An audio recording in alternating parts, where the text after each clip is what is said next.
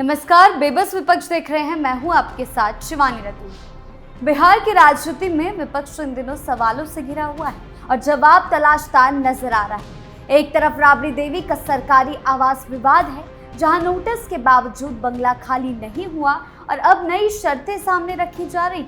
दूसरी तरफ कोचिंग विवाद और प्रिंस यादव की मौत के मामले में विपक्ष लगातार राजनीतिक टूल पकड़ता हुआ देने की कोशिश कर रहा है, लेकिन सत्ता पक्ष पलटवार कर विपक्ष की मंशा पर ही सवाल उठा रहा है। तेजस्वी यादव सीबीआई जांच की मांग कर रहे हैं तो बीजेपी उन्हें राजनीतिक रोटियां सेकने का आरोप लगा रही है। वहीं सुरक्षा कटौती के मुद्दे पर लालू परिवार और तेज प्रताप यादव का सुरक्षा लौटाना भी सियासी संदेश माना जा रहा है। क्या कुछ चल रहा है बताएंगे आपको, लेकिन उससे पहले एक नजर डालते हैं बिहार की टॉप हेडलाइंस पर।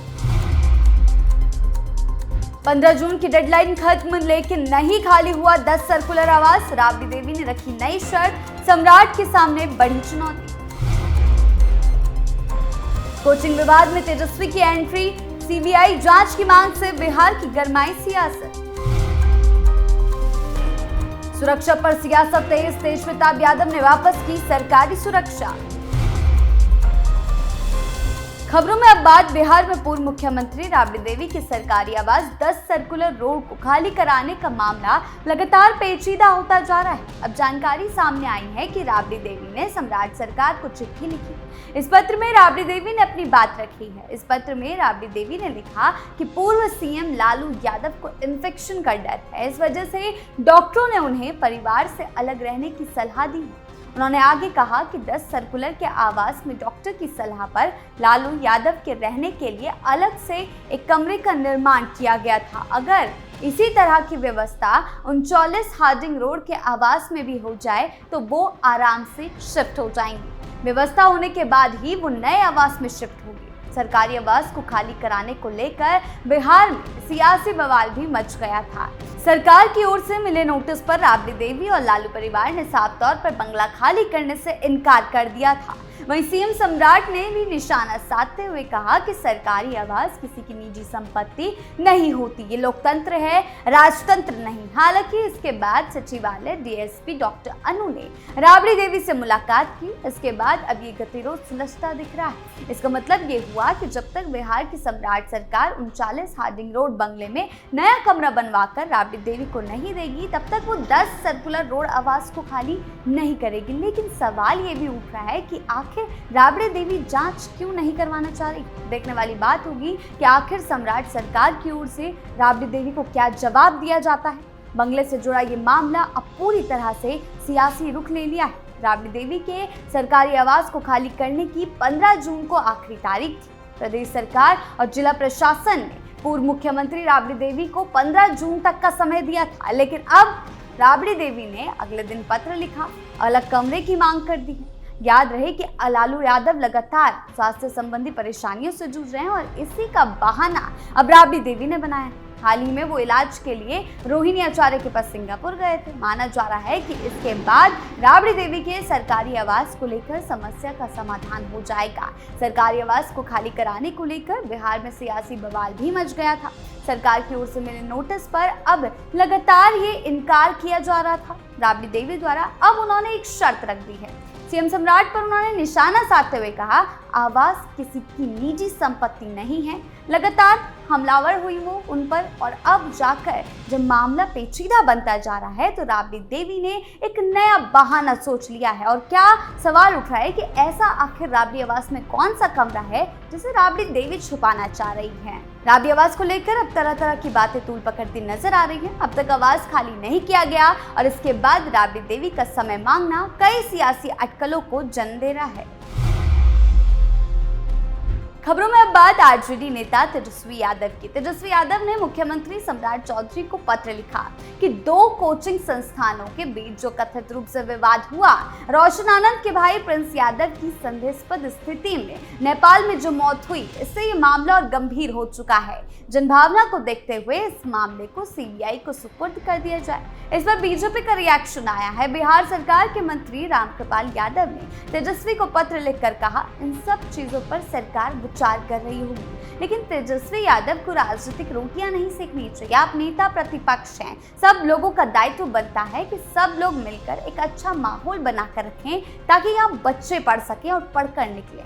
इससे पहले रामकृपाल यादव ने कहा, ऐसी दुर्भाग्यपूर्ण घटना हो रही है, शिक्षा के मंदिर में असामाजिक तत्वों का वर्चस्व हो गया है। अब लोगों ने शिक्षा को व्यवसाय बना लिया है, जितना लूट सकते हैं लूटने की प्रक्रिया जारी है। मैं समझता हूँ माहौल खराब हो रहा है। बिहार में शिक्षा के क्षेत्र में जो काम करने वाले लोग हैं उनको इन सब चीजों से बचना चाहिए। बीजेपी नेता ने कहा है कि शिक्षा में राजनीति नहीं होनी चाहिए, पढ़िए और पढ़ाई का माहौल रखिए। ये बच्चे पहले कोटा, पूना और दिल्ली जाते थे, अब यहाँ यानी कि बिहार तक माहौल बना है। पहले गरीब के बच्चे बाहर जाकर नहीं पढ़ सकते थे।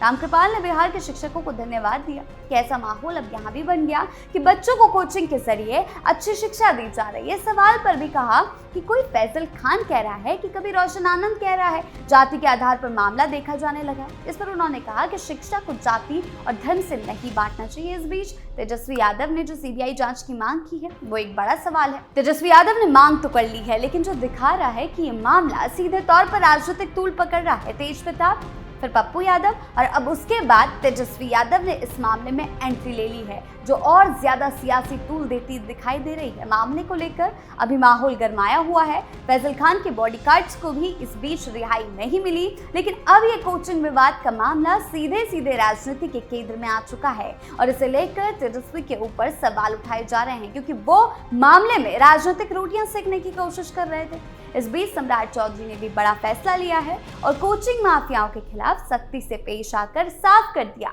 कि स्कूलों की व्यवस्था को इतना दुरुस्त किया जाए ताकि किसी भी बच्चे को कोचिंग सेंटर की जरूरत ही ना पड़े।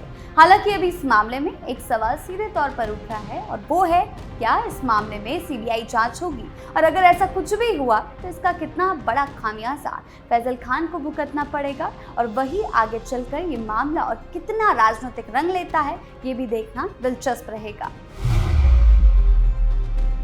खबरों में अब बात जनशक्ति जनता दल के राष्ट्रीय अध्यक्ष यानी कि तेज प्रताप यादव की। तेज प्रताप ने सम्राट सरकार को अपनी सुरक्षा वापस कर दी है। आपको बता दें, उन्होंने एक्स हैंडल पर पोस्ट कर इसकी जानकारी भी दी। उन्होंने पोस्ट में बिहार के मुख्यमंत्री सम्राट चौधरी को जमकर निशाना साधा है और टैग भी किया।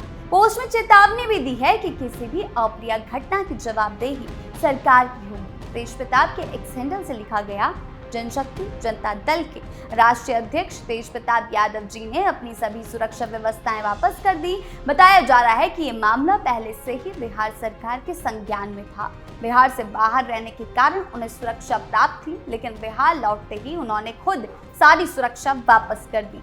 अब ऐसे में उनकी सुरक्षा और किसी भी अप्रिय घटना की जवाबदेही सरकार की होगी।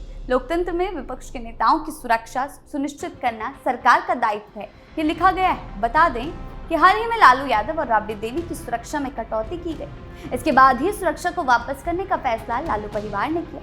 लालू राबड़ी को पूर्व मुख्यमंत्री की हैसियत से सुरक्षा मिली हुई थी। इसके बाद जब कटौती हुई तो उन्होंने सुरक्षा ही वापस कर दी। तेजस्वी यादव और मीसा भारती तक ने सुरक्षा वापस कर दी और इसी के चलते अब तेज प्रताप यादव ने भी अपनी सुरक्षा वापस कर दी है और सीधा सीधा सरकार को इस मामले में घेरा है और कहा है कि अगर कुछ भी अप्रिय घटना घटेगी तो इसकी जिम्मेदार सरकार होगी। सार्वजनिक रूप से चेतावनी दे दी है। उन्होंने सुरक्षा वापस कर दी है। सरकार की ओर से सुरक्षा घटाए जाने पर लालू यादव की भी प्रतिक्रिया सामने आई थी। उन्होंने कहा था, ये सब पागल हो गए हैं, घृणा में हैं। इस बात को लेकर हम कोई केयर नहीं करते, जो करना है वो करो। और इस बीच तेज प्रताप यादव का ये कदम कई सियासी तूल भी पकड़ रहा है और बड़े सवाल भी खड़े कर रहा है। कुल मिलाकर बिहार की राजनीति में इस वक्त कई मोर्चों पर सियासी संग्राम छिड़ा हुआ है। एक तरफ राबड़ी देवी का सरकारी आवास विवाद सरकार और विपक्ष के बीच प्रतिष्ठा की लड़ाई बनता दिख रहा है, तो दूसरी तरफ कोचिंग विवाद और प्रिंस यादव की मौत का मामला अब राजनीतिक गलियारों में नई बहस को जन्म दे रहा है और तेज प्रताप यादव का ये कदम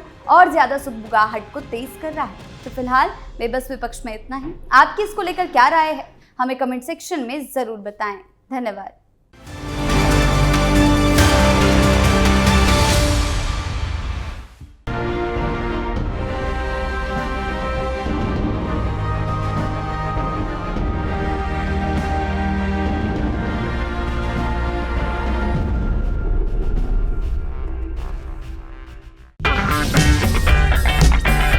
अगर आपको हमारा वीडियो पसंद आया हो तो इसे लाइक करें, हमारे चैनल को सब्सक्राइब करें और हाँ, बेल आइकन दबाना ना भूलें ताकि आप तक हमारे वीडियो की नोटिफिकेशन पहुंचती रहे। आप अपना सुझाव हमें कमेंट बॉक्स में दे सकते हैं। हमारे साथ जुड़ने के लिए शुक्रिया।